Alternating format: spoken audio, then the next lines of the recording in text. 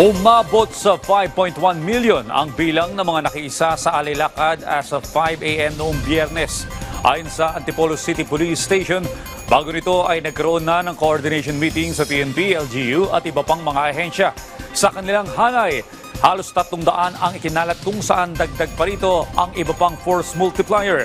Sa bahagi naman ng simbahan, binikindiin ni Antipolo Bishop Ruperto Santos na laging isinaalang-alang na maging mapayapa, maayos, malinis at mataimtim ang pagdadaos ng alay lakad.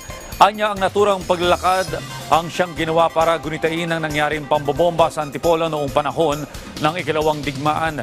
Kasabay na rin ng paggunita ng pagsasagawa ng pilgrimage o lakbay dasal.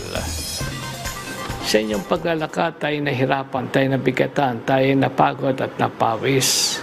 At tayo nagpakasakit. Tayo naghirap. Ngayon, ito ay pakikisa natin. Ito ay pakikisa natin sa nangyari kay Jesus na siya ay naglakad mula sa langit, bumaba sa lupa at sa lupa siya naglakad, nangaral, nagpagod, nagpawis at nagkaroon ng buhay.